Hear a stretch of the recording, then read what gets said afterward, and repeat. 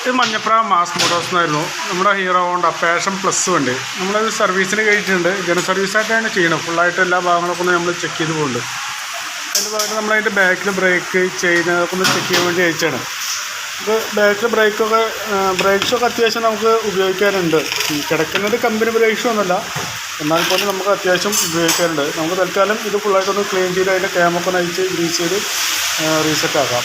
അതുപോലെ തന്നെ അതിൻ്റെ ചെയിനൊക്കെ ഒന്ന് ചെക്ക് ചെയ്യാൻ വേണ്ടി അയച്ചാണ്. ചെയിനും നമുക്ക് ടൈറ്റ് ചെയ്യാനുണ്ട്. അത്യാവശ്യം കുഴപ്പമില്ലാത്ത ചെയിൻ സ്പോക്കറ്റാണ്. അപ്പോൾ അതൊക്കെ ഒന്ന് ഓയിലും ഗ്രീസൊക്കെ കൊടുത്തിട്ടൊന്ന് ടൈറ്റ് ചെയ്ത് റീസെറ്റ് ആക്കാം. ഇത് നമ്മളതിൻ്റെ എയർ ഫിൽറ്ററൊക്കെ ഒന്ന് ചെക്ക് ചെയ്യാൻ വേണ്ടി അയച്ചാണ്. എയർ ഫിൽറ്ററും നിലവിൽ വേറെ കംപ്ലയിൻറ്റോ കാര്യങ്ങളൊന്നുമില്ല. എയർ ഫിൽറ്റർ നമുക്കത് ക്ലീൻ ചെയ്തെടുത്താൽ മതി, വേറെ കുഴപ്പമൊന്നും കാണിക്കുന്നില്ല. അതിൻ്റെ പ്ലഗ് ആയാലും നിലവിൽ വേറെ കംപ്ലയിൻ്റ് ഒന്നും കാണിക്കുന്നില്ല. പ്ലഗിനും നിലവിൽ വേറെ കംപ്ലയിൻ്റ് ഒന്നും കാണിക്കുന്നില്ല. പ്ലഗ് നമുക്കത് ക്ലീൻ ചെയ്തെടുത്താൽ മതി. അതുപോലെ തന്നെ അതിൻ്റെ കാർബറേറ്റർ നമ്മൾ ചെക്ക് ചെയ്യാറുണ്ട്. കാർബറേറ്റർ വണ്ടി ചോക്കിന് മാത്രമേ ഓടുള്ളൂ. അപ്പോൾ അതൊന്ന് ചെക്ക് ചെയ്യാൻ വേണ്ടി അയച്ചിട്ടുണ്ട്. കാർബറേറ്ററൊക്കെ ഒന്ന് ഫുള്ളായിട്ട് നമുക്ക് ക്ലീനർ വെച്ചിട്ടൊന്ന് ക്ലീൻ ചെയ്യാം.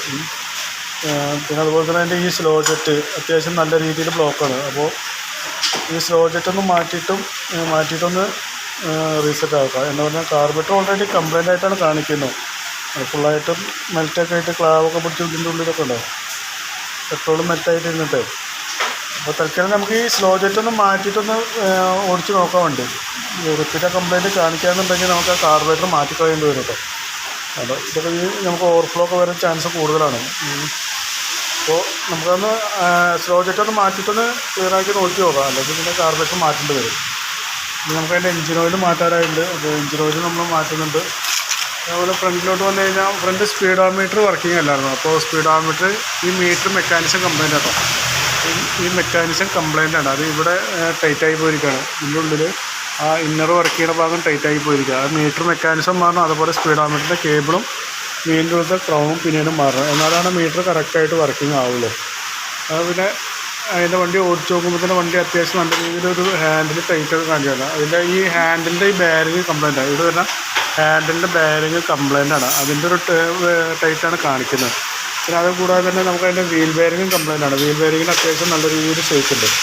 അപ്പോൾ അതുകൊണ്ട് ഫ്രണ്ടിലത്തെ വർക്ക് അതൊക്കെ ഫുള്ളായിട്ട് ചെയ്യേണ്ടി വരും. പിന്നെ ഈ ഫ്രണ്ട് ഷോക്കപ്പൊക്കെ അത്യാവശ്യം ഓയിലേക്ക് വന്ന് തുടങ്ങിയിട്ടുണ്ട്. അപ്പോൾ നമുക്ക് ഈ വണ്ടിയിൽ അത്യാവശ്യം ഫ്രണ്ടിലാണ് കൂടുതൽ വർക്കായിട്ട് കാണുന്നത്. ഹാൻഡിലിൻ്റെ ബെയറിങ്, പിന്നെ ഫ്രണ്ട് വീൽ ബെയറിങ്, സ്പീഡോമീറ്റർ, അതുപോലെ ഫ്രണ്ട് ഫോർക്ക്, ഓയിൽ ലീക്ക്, ഇതൊക്കെയാണ് നമുക്ക് ചെയ്യേണ്ടത്.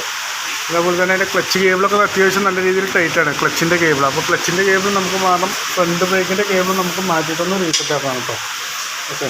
പിന്നെ ഫ്രണ്ടിലൊരു വേറൊരു കംപ്ലൈൻറ്റ് പറഞ്ഞാൽ അതിൻ്റെ വൈസറൊക്കെ ഉണ്ട്. ഇവിടെയൊക്കെ നല്ല പൊട്ടിയിരിക്കുകയാണ്. ഈ ഭാഗം അടിഭാഗം സ്ക്രൂ ചെയ്യുന്ന ഭാഗം പൊട്ടിയിരിക്കുകയാണ്. അപ്പോൾ അതിൻ്റേതായ ഒരു ഷേപ്പ് കാണിക്കുന്നുണ്ട്.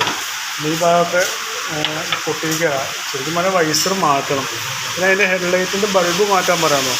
ഹെഡ്ലൈറ്റിൻ്റെ ബൾബ് മാറ്റി കഴിഞ്ഞാൽ തന്നെ അതിൻ്റെ വെട്ടം കൂടുതൽ. ഈ ഹെഡ്ലൈറ്റും മങ്ങിയിരിക്കുകയാണ്. ഹെഡ്ലൈറ്റും ബൾബും കൂടി മാറ്റി കഴിഞ്ഞാലാണ് അത്യാവശ്യം വെട്ടം കിട്ടുള്ളൂ കേട്ടോ. അപ്പോൾ അതുകൂട്ടത്തിൽ തന്നെ അതിൻ്റെ വൈസർ മാറേണ്ടി വരും.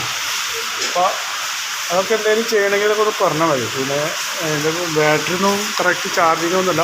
നമുക്ക് സെപ്പറേറ്റ് ഒരു ബാറ്ററി കൺവേർട്ടർ വെച്ചിട്ട് നമുക്ക് ബാറ്ററി കറക്റ്റായിട്ട് ഓടും ഇൻഡിക്കേറ്ററൊക്കെ വർക്ക് ചെയ്യാവുന്ന രീതിയിൽ സെറ്റ് ചെയ്യാം കേട്ടോ. ഇത് നിലവിൽ വരുന്ന വർക്കിൻ്റെ ഒരു എസ്റ്റിമേറ്റ് കൂടിയും പറയാം. അതിൽ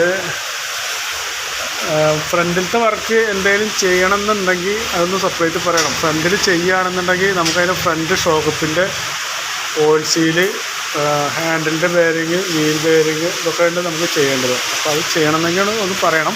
പിന്നെ നമുക്ക് ഈ വല്ല ഫ്രണ്ട് അയച്ച് കഴിഞ്ഞാലാണ് ഈ ട്യൂബിന് എന്തെങ്കിലും കംപ്ലൈൻറ്റ് ഉണ്ടെങ്കിൽ നമുക്ക് പറയാൻ പറ്റുള്ളൂ. അപ്പോൾ ഫ്രണ്ട് അയക്കുമ്പോൾ അതും കൂടി ഒന്ന് കരുതിയിട്ട് വേണം നമുക്ക് പറയാം. ഓക്കെ. അപ്പോൾ ഏത് രീതിയിലാണ് ചെയ്യേണ്ടതെന്ന് വെച്ചാൽ നോക്കിയിട്ടൊന്ന് പറഞ്ഞാൽ മതി. ഓക്കെ. എന്നിട്ട് ഞാനൊരു എസ്റ്റിമേറ്റ് പറയാം. ഓക്കെ.